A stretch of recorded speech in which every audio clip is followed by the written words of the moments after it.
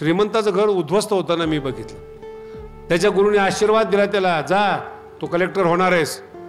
त्यांनी त्या महाराजावर विश्वास ठेवला मी कलेक्टर होणार आहे म्हणून। अभ्यासच केला नाही, नाही कळालं। ग्रॅज्युएशनच झालं नाही तर कलेक्टर कसा झाला? आणि सगळं झाल्यानंतर ती लोक माझ्याकडे आली म्हणे महाराज, मग त्या मुलाला मी एकांतात घेतलं मन मोकळं करण्यासाठी। नेमका काय प्रकार आहे? त्याने आमच्यावर शायनिंग मारली, शास्त्रीजी आपण कलेक्टर होणार। म्हणलं कसं होणार? गुरुनी सांगितलंय, आशीर्वाद दिलेला आहे त्यांनी, नाही कळालं। आता तो 55 वर्षाचा आहे आणि अजून सुद्धा त्याचा गुरुवर विश्वास आहे। असे अंधश्रद्धाळू पुन्हा भेटू नयेत महाराज, असा आशीर्वाद असतो। ग्रॅज्युएशन झाले नाहीत आणि कलेक्टर होणार। आणि अशा संतांच्या तुम्हाला सुद्धा सांगतो नादी लागू नका, का की तुम्ही अंधश्रद्धाळू आहात म्हणून संतांचे व्यवसाय चालू आहे। तुम्ही जर कर्मावर विश्वास ठेवा, कर्म जर करत नसाल जीवन जगूच नका, मजबूत कर्म करा, देवाची गरज पडत नाही। 2 अध्यायाचं सारांश आणि अतिशय चांगला विषय आहे, त्याचा सारांश रूपाने आपण पाहतो। अर्जुनाच्या मनात इच्छा आहे ते ऐकायचं नाही, ऐकायचं नाही म्हणजे कर्म करायचं नाही, कारण की तो कर्माला घाबरलेला आहे। त्याला हे माहिती की आपलं जीवन द्रोणाचार्याच्या पुढे आणि भीष्माचार्याच्या पुढे चालणार नाही, हे माहिती आहे। आणि आपण यांना जिंकू शकत नाही, तर हार घेण्यापेक्षा, सिद्धांत आहे का बरं का, हार घेण्यापेक्षा अगोदरच असं कारण सांगा की अर्जुन जिंकणारा होता पण त्यांनी माघार घेतली, तिथून मोठे पण पाहिजे माणसाला। काय काय कसं विचित्र मानसिकता आहे, लक्षात येते। कर्म न करता मी श्रेष्ठ आहे हे सिद्ध करण्याचा अर्जुन प्रयत्न करतो। मी युद्ध केलं असतं पण माझ्या मनाला पटत नाही, असे किती लोक आहेत संसारामध्ये। ज्ञानेश्वरी पाठ करायला काय लागतं? उगाच शास्त्रीचं नुकसान नको। मी सुद्धा भावकथा करू शकतो, मी सुद्धा ज्ञानेश्वरी सांगू शकतो, कशाला चाललंय आपलं असे तर्क नको। अभ्यास न करता, कर्म न करता, आणि जाता जाता एक सिद्धांत सांगून जातो, सगळ्यात मोठे व्हाल हो। महाराष्ट्रामध्ये किती संत आहेत, तालुक्याला 2-4 संत तर आहेच, असा महाराष्ट्र आहे आपला। भारतात किती संत आहेत, संतांची मांदियाळी आहे, एवढे संत आहेत। पण एक सांगू का तुम्हाला, अभ्यास जर केला नाही ना त्या संताला ग्रंथच लिहिता येत नाही। आता काही काही असे ग्रंथ आहेत, नावं नाही ठेवायला पाहिजे त्यांना, नुसतं महात्मे आहेत। इथं चमत्कार केला, तिथं चमत्कार केला, त्याला बुक्का दिला, त्याला हळद दिली, त्याला कुंकू दिलं, नाही कानाखाली दिली पाहिजे। व्यक्तिगत कल्याण करणारा ग्रंथ लिहिणं एवढं सोपं वाटतं का तुम्हाला? व्यक्तिगत कल्याण कर्माचा सिद्धांत आहे, त्याच्यावरच आजचा विषय हा। कर्म चुकीचं करा, देव तुम्हाला वाचवत नाही, संताचा तर विषयच नाही हो। संत त्या भानगडीतच पडते। देवाच्या क्षेत्रामध्ये संत फेरफार करत नाहीत। हात जोडून सगळ्या लोकांना सांगतो मी, कर्म चुकीचं करा, देव तुम्हाला सोडवणार नाही, आणि संत तर त्या भानगडीतच पडत नाहीत। तुम्ही चोरी करायची आणि संतांनी आशीर्वाद द्यायचे, जा त्याला कल्याण हो, नाही कानाखाली दिली पाहिजे संताला, असा संत असतो। बलात्कार करण्याला आधार देणारा, चुकीच्याला आधार देणारा, मराठी नाही कळले अजून, असे सगळे तर त्याच्या भोवतीच असतात आणि त्यांचा हा गुरु असतो। सगळ्यांना पाठीराखा करणारा, राजकारणात पाठिंबा देणारा, सगळं करणारा, ह्यांना संत नका मानू, तुमचं कल्याण होणार नाही। पुढचा टप्पा आहे का? एक हा टप्पा। दुसरा टप्पा, कर्म न करता स्वतःला श्रेष्ठ समजू नका। दिवस रात्र कष्ट करावे लागतात महाराज। भीष्माचार्यासारखं म्हातारं 140व्या वर्षी युद्ध करते अर्जुनासारख्या योद्ध्याबरोबर। इतिहास वाचा, सकाळी 4 वाजता जिम मध्ये भीष्माचार्य होते, आताच्या भाषेत सांगितलं जिम मध्ये। आणि आपले पोरं बघा 8-9 वाजता उठतात, रात्री 1 वाजेपर्यंत फेसबुक चॅटिंग चालू असते। असले वाईट वाटतं तरुण पिढीकडे पाहिलं ना, चेहऱ्यावर तेज नाहीत, केस वर उभे राहिलेले। आता नवीनच कट निघाले, साईड कट, आणि ते केस असे उभे राहिलेले आहेत, जसं काही निवडणुकीलाच उभे राहिले।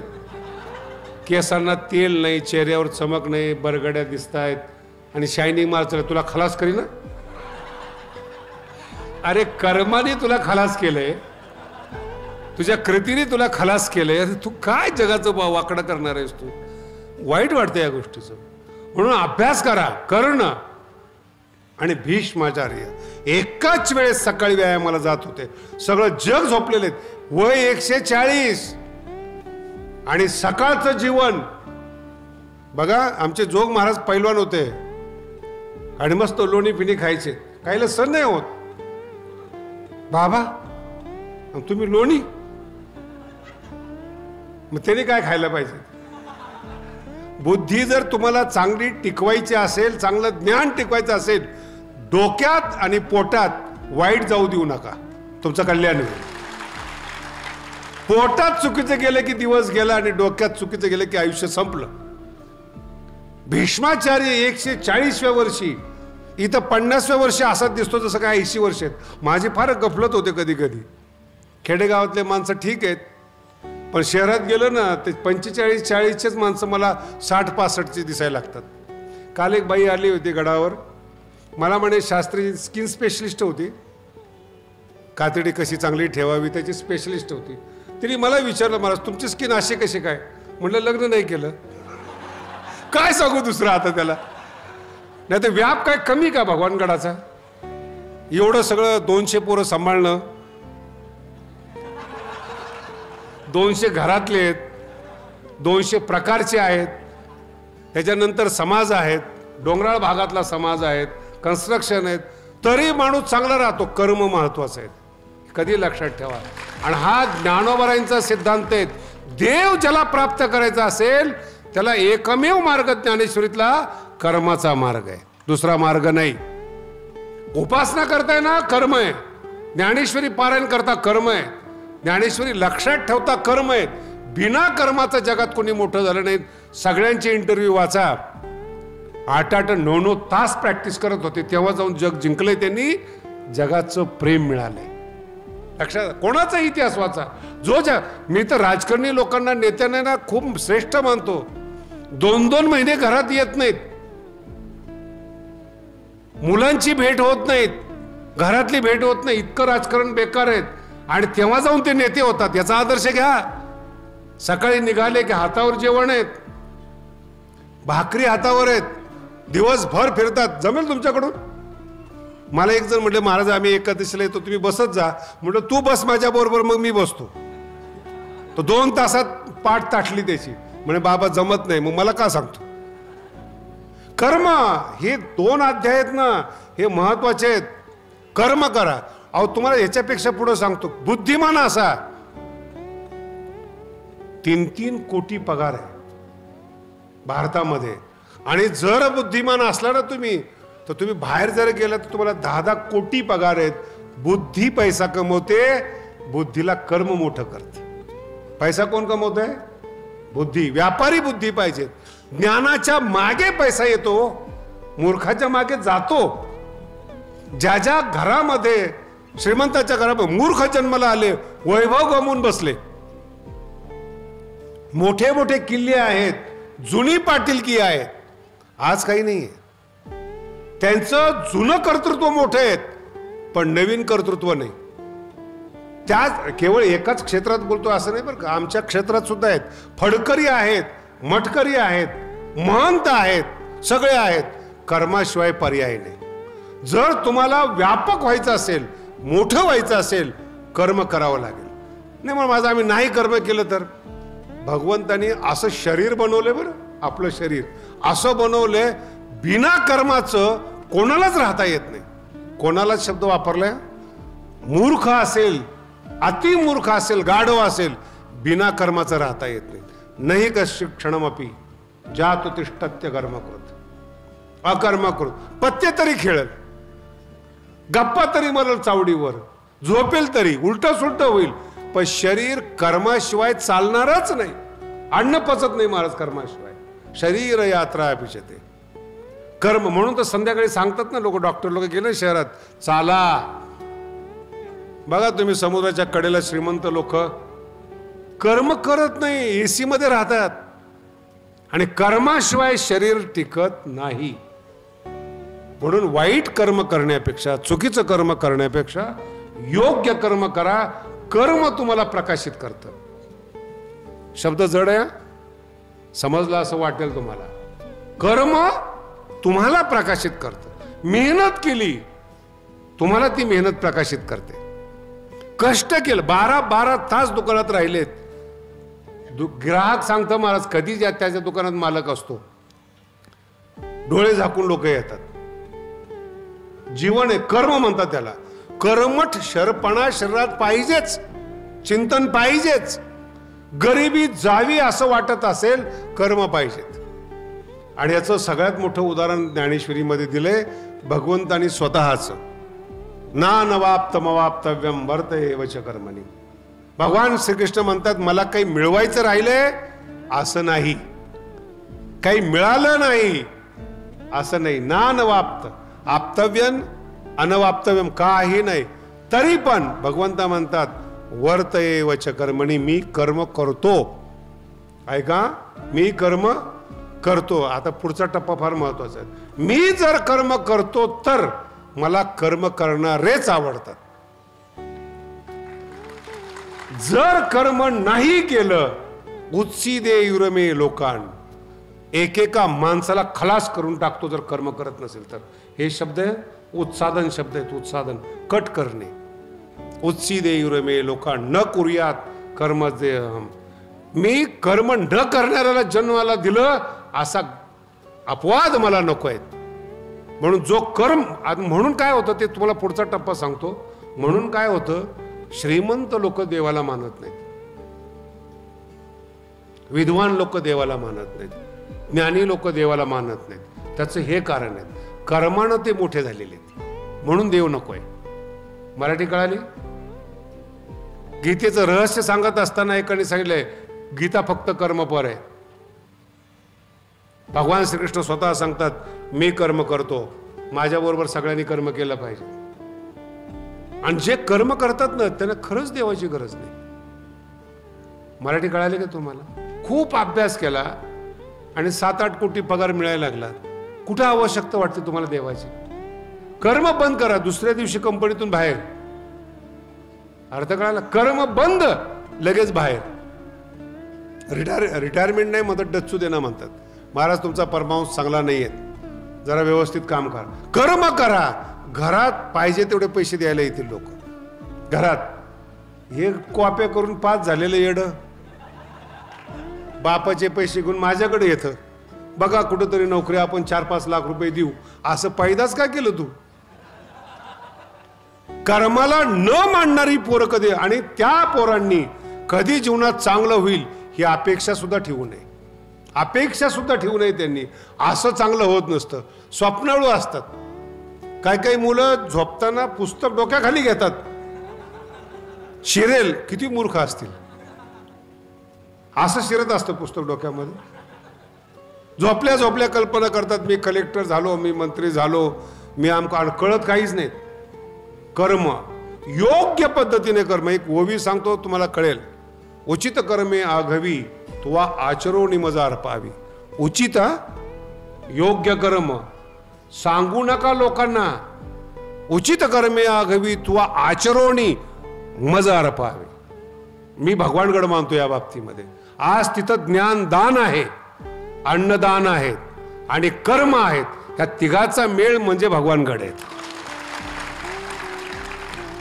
2-3 हजार लोक जेवतात, विद्यार्थी शिकतात, पुस्तकं छापली जातात, प्रवचन केलं जातं.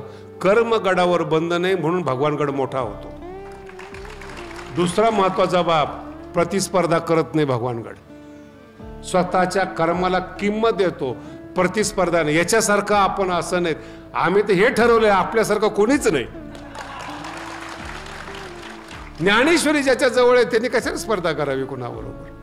कर्म, पुन्हा सांगतो कर्म. आणि इतकं निष्ठेनं कर्म केलं पाहिजेत, कर्माशिवाय एक क्षण राहिलं नाही पाहिजे. निवृत्त झालं ना तरी कर्म केलं पाहिजे, नाही तर शरीर बाद होतं. कंबर दुखेल, हाडकं दुखतील, गुडघं दुखतील. एकाचा गुडघा दुखत होता, म्हणलं मेंदू तिथंच असेल. अरे कर्म कर, दुखणं बंद होईल. बसून नको राहू. माझा मुद्दा समजून घ्या. चाला, कष्ट करा, व्यायाम करा. म्हणून मी भीष्माचार्याचं कर्णाचं उदाहरण दिलं. सकाळी 4 वाजता व्यायाम शाळेमध्ये भीष्म होते, म्हणून ते अर्जुनासारख्या बरोबर युद्ध करू शकले. मनगटावर विश्वास पाहिजे, त्याला जीवन म्हणतात. बाकीचे शिळपटच आमका असं होईल बाबा. मला ते एक श्रीमंताचं घर उद्ध्वस्त होताना मी बघितलं. त्याच्या गुरुने आशीर्वाद दिला त्याला, जा तू कलेक्टर होणार आहेस. त्यांनी त्या महाराजावर विश्वास ठेवला, मी कलेक्टर होणार आहे म्हणून. अभ्यासच केला नाही, नाही कळालं. ग्रॅज्युएशनच झालं नाही तर कलेक्टर कसं झालं. आणि सगळं झाल्यानंतर ती लोक माझ्याकडे आली, म्हणे महाराज. मग त्या मुलाला मी एकांतात घेतलं मन मोकळं करण्यासाठी. नेमका काय प्रकार आहे. त्यांनी आमच्यावर शायनिंग मारली, शास्त्रीजी आपण कलेक्टर होणार. म्हणलं कसं होणार. गुरुनी सांगितलंय, आशीर्वाद दिलेला आहे त्यांनी. नाही कळालं. आता तो 55 वर्षाचा आहे आणि अजून सुद्धा त्याचा गुरुवर विश्वास आहे. असे अंधश्रद्धाळू पुन्हा भेटू नयेत महाराज, असा आशीर्वाद असतो. ग्रॅज्युएशन झाले नाहीत आणि कलेक्टर होणार. आणि अशा संतांच्या तुम्हाला सुद्धा सांगतो, नादी लागू नका. का की तुम्ही अंधश्रद्धाळू आहात म्हणून संतांचे व्यवसाय चालू आहे. तुम्ही जर कर्मावर विश्वास ठेवला, एकही संत तुम्हाला फसवणार नाही, एकही संत फसवणार नाही. अभ्यास करून बघा तुम्ही, कर्मावर विश्वास ठेवा. हे शिकवलंय. हेच 3रा आणि 4था अध्याय आहेत. कर्म करा. कर्म जर करत नसाल, जीवन जगूच नका. म्हणून कायम बसून राहणारे माणसं बघा बरं, किती ठिकाणी पसरलेले असतात क्षेत्रफळ त्यांचं. बघितलं का तुम्ही. आणि काही दिवसांनी ते शरीर सांगतं मला काहीच पचत नाही, तरी खातोच. 40-45व्या वर्षी कशा करता कोलेस्ट्रॉल वाढले. कोलेस्ट्रॉल का वाढतं. कर्म न केल्यामुळं, व्यायाम न केल्यामुळं, नुसतं जीवन जगल्यामुळं. आणि नवीन IITची पिढी तर एवढी खराब झाली महाराज, कर्म सोडून फक्त त्यांना पैसा पाहिजे. कर्माकडे दुर्लक्ष, देवाकडे, धर्माकडे, सगळीकडे दुर्लक्ष. फक्त पैसा आणि भोग एवढे सोपे नाही. भोग एवढे सोपे नाही. पैसा भरपूर आहे हो जगामध्ये, पण कर्म नसेल, पचवायची ताकद नसेल तर पचणार नाही. नाही म्हणे महाराज तुम्ही मला समजू शका असं का. याच्याकरता खूप सुंदर एक संघटन 6व्या अध्यायाच्या प्रारंभी आलेले आहेत. इतकं गोड प्रकरण आहेत आणि 5000 वर्षापूर्वीचे श्लोक आहेत, हे विसरू नका. बंधुरात्मा मनस्तस्य येनात्मैवात्मनाजिता. जो स्वतःवर कर्मासाठी नियंत्रण करतो तो त्याचा बंधू आहे. कळालं. मी कधी माझा मित्र असेल, मी कर्म करेल आणि अकर्माकडे माझं नियंत्रण असेल. मराठी समजली का. चुकीच्या कर्माकडे जर माझं मन जात असेल तर मी माझ्यावर नियंत्रण ठेवलं पाहिजे, तर मी माझा भाऊ, तर मी माझा मित्र. बंधुरात्मा मनस्तस्य. मन त्याचं बंधू आहे जे चुकीच्याकडे जाऊ देत नाही. जाऊ देत नाही, जात. पुन्हा एकदा सगळ्याचं मन जातं. मनाला काय कळणार आहे. चाकू असतो ना, चाकू भाजी पण कापतं बोट पण कापतं, त्याला काय कळतं काय काय. तसं मन आहे. ज्ञानेश्वरीचा पण अभ्यास करतं, राजकारणाचा पण करतं, चुकीचा पण करतं, निंदेचा पण करतं. काय काय माणसं निंदा सुद्धा वेगळ्या वेगळ्या पद्धतीने करतात. व्यंग सुद्धा कसं असलं पाहिजे पुण्याकडून शिकण्यासारखं आहे. डायलॉग कसे मारावे शिकण्यासारखं आहे, पण ते योग्य ठिकाणी येत नाही, अजरामर होत नाहीत, योग्य दिशा नाही. बुद्धी अभ्यासू करत नाही, माहिती आहे. करायला लावणारा माणूस स्वतःचा मित्र आहे. बंधुरात्मा येनात आत्मना जिथं. विद्यार्थी अवस्थेतच प्रलोभन येतं. आता हा विषय मला सांगायचा नाही, पण सांगावंसं वाटतो, पुन्हा सांगतो. 12वी पास झाल्यानंतर त्याचं वय 18 वर्षाचं असतं. बरोबर आहे का. किती वय आहे. 18. आता ही जी 18 ते 25 वर्ष आहे ना, हे 6 वर्ष, 12वी नंतरचे 6 वर्ष मरेपर्यंत जगवणारे 6 वर्ष असतात.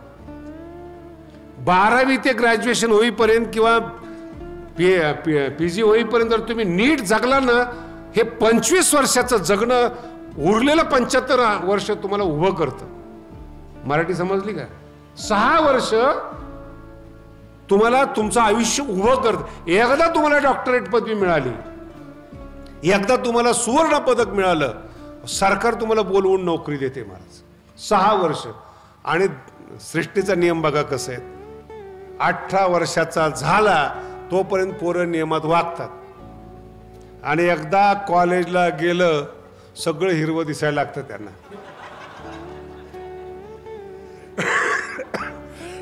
जे हसले ते त्याच वयातले तर बाकीचे बसलेले तर आमचे गेलेले म्हणतात. आता काय करणार त्याला. सृष्टीचा नियम बघा. म्हणून हे श्लोक समजण्यासाठी त्याचा उपयोग आहे. हे जे 6 वर्ष आहेत 18 ते 25 7 असतील 25 याच्यात उभं राहायचं सामर्थ्य आहे. आणि हे 6-7 वर्ष जर तुम्ही कर्म केलं मजबूतीने अभ्यास केला 25 नंतर सगळं जग तुमच्या आनंदाला शरण येणार आहे. महाराज कितीही लागा. 12वी पास झालात तुम्ही आणि 7 वर्ष अभ्यास केला मुलीच्या मागे लागण्याची गरज नाही. मुलीचे घोळके तुमच्या मागे लागतील जर 6 वर्ष कर्म केलं तर. नाही तर मग मुलीच्याच मागे कॉलेजला गेल्या गेल्या मग ती एक वही असती कुठं ठेवतात मी सांगत नाही तुम्हाला.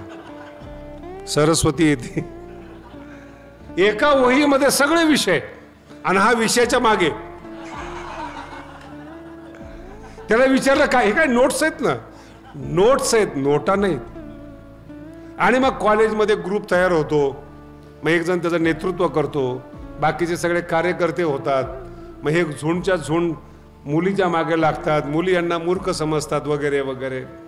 आणि मुलीला जेव्हा अक्कल येते 24व्या-25व्या वर्षी तेव्हा तिच्या लक्षात येतं हा ग्रुप कर्मणीसाठी चांगला होता आयुष्यासाठी चांगला. मग सांगते माझ्या वडिलांनी नगडं ठरवलंय मी वडिलाचं मोडत नाहीत. मग याचं हृदय तुटतं. एक तर संन्यासी होतो नाही तर दारुड्या होतो. कर्म न करण्याचं परिणाम काय होतो ते तुम्हाला मी सांगतो लक्षात ठेवा. फक्त 7च वर्ष आहेत. किती लहान मानवी जीवन आहे हो. किती दिवस कष्ट करायचे आहेत आपल्याला. 7 वर्ष 12वी नंतर उभा राहा ना एका ताकदीनं उभा राहा. मग नंतर जितकं तुम्ही पुढे कष्ट कराल महाराष्ट्र शरण येतो. महाराष्ट्र शरण येतो. जितकं कष्ट कराल तुम्ही. जे खेळाडू आहेत 8-8 तास प्रॅक्टिस करतात 8-8 तास शरीरातून पाणी काढतात घाम काढतात हे कर्म आहेत. आणि जो असं कर्म करतो त्याला भोग शरण येतात. त्याला हृदय हातावर घेऊन फिरायची गरज नाही पडत. हा फिरतो. मला कधी कधी खरं सांगू तुम्हाला जे पोरं पुरीच्या मागे लागतात ना ते पोरच वाटत नाहीत मला. नाही कळालं. पोरच वाटत नाहीत. अरे असं कर्तृत्व करा लोक तुमच्या मागे लागले पाहिजेत. त्याला तारुण्य म्हणतात हो. त्याला जीवन म्हणतात. तुमचं तारुण्य तुम्ही भिकाऱ्याप्रमाणे प्रेम दे प्रेम दे ती म्हणते कानाखाली देईल. हे इतका अपमान. कधी अभ्यास केला. हे 3रा-4था अध्याय सांगतोय तुम्हाला त्याचे परिणाम सांगतो काय. कर्म न करण्याचे परिणाम. आणि योग्य कर्म करा.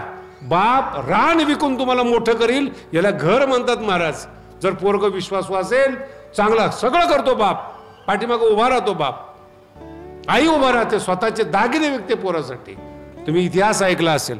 कर्म करणारं पोरग पाहिजेत. अर्थ कळा. आणि जर कर्म करणारं पोरग असेल ना बाप निवांत राहतो. माझं आयुष्य संपलंय पण पोराचं चांगलं आहे.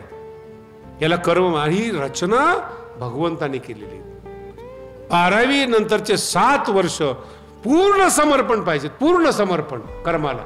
अभ्यासच म्हणतोय असं नाही. व्यापार असेल अभ्यास असेल व्यायाम असेल. काही काही लोकांचे इतिहास आहेत आता मला ते प्रवचनात सांगायचे नाहीत. गौंडी होते गौंडी. नुसतं व्यायाम केला त्यांनी. जगात 1 नंबरचं शरीर तयार केलं. आणि ते पिक्चरमध्ये गेले. गौंडी माणसं पिक्चरमध्ये गेले. एका पिक्चरचे किती लोक घेतात माहिती. 600 कोटी घेतात. एका पिक्चरची फीस किती आहे 600 कोटी. आणि मराठीचा पिक्चर 15-20 लाखात गुंडाळा. पण ते शरीर जगात 1 नंबर आलं तेव्हा त्याला 600 कोटी मिळाले. कर्माच्या मागे पैसा आला. कर्माच्या मागे लक्ष्मी आली. म्हणून तो शेतकरी सगळ्यात श्रीमंत. भांडणं झाले तर ते शेतात दगड नाही सापडला पाहिजे. आता काय कायची शेती महाराज सगळं एकदमच उगवलेलं असतं. आणि हे गावामध्ये पाटीलकी करत बसलेले आहेत. कर्म करा, चौथा तिसरा अध्यायाचा संदेश आहे, मजबूत कर्म करा, देवाची गरज पडत नाही. म्हणून रात्रंदिवस कर्म करणारे व्यापारी, राजकारणी, अधिकारी हे देवाकडे का जात नाही? कर्माने त्यांना तारलेले. मग ते जात नाही याचा अर्थ काय? योग्य करतात का अयोग्य करतात तो नंतरचा विषय. कर्म करून तुम्हाला पैसा मिळाला, तो चुकीचा घातला तर तुम्हाला शिक्षा आहे. अधिकाराचा चुकीचा वापर केला तर शिक्षा आहे. पण कर्म तर करा, पैसा येऊ द्या आणि मग ठरवा पैशात अर्थ नाही. नाही तर पहिल्यांदा आपण कितीतरी पैसा कमवला असता महाराज, पण आपल्याला ते जमत नाही. माझं आता ते सांगू नये खरं म्हणजे, पण तरी सांगतो. अहो खिसा कापायला डोकं लागतं, कळलं का तुम्हाला? कोणताही माणूस खिसा नाही कापू शकत, त्याला अक्कल लागते. कर्म करायचंय अक्कल पाहिजेत, वाईट कर्म करायचे अक्कल पाहिजेत. नाही आपण तर काय सरळ माणसं आहे, सरळच असतो. पण सरळ माणसं नाहीत, कर्मात श्रेष्ठपणा आपल्याला मध्ये आला पाहिजे, प्रयत्न. म्हणून पुन्हा एकदा ज्ञानोबांचा संदेश सांगतो, कर्मातच ईश्वर आहे. पहिला टप्पा कर्मच तुम्हाला ईश्वर बनवतं. दुसरा टप्पा आणि तिसरा टप्पा आहे कर्म ही तुमची पूजा आहे. तुम्हाला दुसरी पूजा करायची गरज नाही. आणि ह्याच्यासाठी तुकोबरायचं प्रमाण आहे, हेची विष्णूची महापूजा. काय एक एक संत अभ्यास करून बघा तुम्ही. स्वामी कास, गुरुभक्ती, शिष्याने गुरुची सेवा करावी, हीच देवाची महापूजा आहे. दही दूध टाकून देवाला ओलं करू नका. मनातल्या मनात तुम्ही प्रसन्न व्हाल, पण कर्म जर प्रसन्न झालं नाही काहीच होऊ शकत नाही. स्वामी काज, जिथं तुम्ही काम करताय तो स्वामी प्रसन्न पाहिजेत, गुरुभक्ती पाहिजेत. पत्नी जितकी चांगलं वागेल, जितकं नवऱ्याबरोबर चांगलं वागेल, नवऱ्याच्या मनात आदर निर्माण होईल. पितृवचन सेवापती, हेची विष्णूची महापूजा. हे पाळा, ऐकू नका. भगवान बाबांचा सप्ताह आहेत, 90वा नारळी सप्ताह आहेत, हे पाळण्यासाठी सांगितलं जातं. हा नित्यनेम नाहीये. सांगायला पाहिजे म्हणून मी सांगतो ना, ऐकायला पाहिजे म्हणून तुम्ही ऐकता, चुकीचं आहे. म्हणून तुम्ही तुमचे मित्र व्हा, तुम्ही तुमचे बंधू व्हा. एनात मैवात मनाजित. आणि दुसरा शब्द इतका सुंदर आहे, उद्धरेत आत्मनात्मानम. गोड शब्द आहे बरं का. उद्धरेत, उद्धार शब्द ऐकला ना तुम्ही? उद्धार, उद्धार शब्दाचा अर्थ आहे, उद शब्दाचा अर्थ आहे वर, आणि धरती शब्दाचा अर्थ आहे वर धरणे. आपल्याला रोज वर करणे. उद्धरेत आत्मना आत्मानम. स्वतःला, मराठी पुन्हा व्यवस्थित लक्षात ठेवा, स्वतःला रोज मोठं करा. उद्धरेत आत्मनात्मानम. आत्मानम अवसादयेत. स्वतःचा नाश करू नका. एक दृष्टांत सांगतो, इतका सुंदर आहे. महाभारताचं युद्ध संपलं, युधिष्ठिराचा राज्याभिषेक झाला. पाळावर का मी जे सांगतोय ते. आणि अभिषेक झाल्यानंतर 2-4 दिवस सुखाचे गेले आणि महर्षी व्यास आले भेटण्यासाठी. आता दुश्मन नाही राहिले ना, दुर्योधन वारलेला आहे, सुखाचं राज्य झालेलं आहे, प्रतिपक्ष नाहीये, विरोधक पार्टी नाहीये, काहीच नाही. जगायचं कसं हे शिकवण्यासाठी महर्षी व्यास येतात महाभारतामध्ये. आणि सगळ्यांनी हे पथ्य पाळा, त्याच्यावरच भगवानगड चालतो. आल्यानंतर धृतराष्ट्र आपल्या युधिष्ठिरा समोर बसले आणि राज्य कसं करावं हे गीतेचे लेखक महर्षी व्यास युधिष्ठिराला सांगतायत. दिवसाचे 12 तास असतात, ते तास कसे खर्च करायचे याचं ट्रेनिंग व्यास महर्षी युधिष्ठिराला देतात. लक्षात येते तुम्हाला? तुम्ही कधी हा विचार केलाय काय? उठल्यानंतर किती तास असतात. काही काही माणसं भाग्यवान आहेत बरं का, एक तर 10ला उठतात, ते पण नाईलाज असतो जेवावं लागतं म्हणून, आणि 12 वाजेपर्यंत जेवण होतं आणि पुन्हा 1ला झोपतात. नित्यनेम आम्ही ते प्राणी मी बघितले, साधक लोक बघितले, त्यांना म्हटलं का रे 1 वाजता झोपतात दुपार? सवय. काय उत्तर आहे? कुणी लावली सवय? आणि 1ला झोपले की 4ला उठायचं. आळंदीमध्ये प्रदक्षिणा करायची, मंदिरात गप्पा मारायच्या, भजन केलं तर केलं, संध्याकाळी 9 9:30ला असे दिवस जातात, बिना कर्माचे दिवस जातात आणि हताश होतात म्हातारपणामध्ये. लग्न नाही, कीर्तन येत नाही, अभ्यास नाही आणि मग ते उदास चेहरे जेव्हा आम्हाला भेटतात, महाराज धोतर आहे का,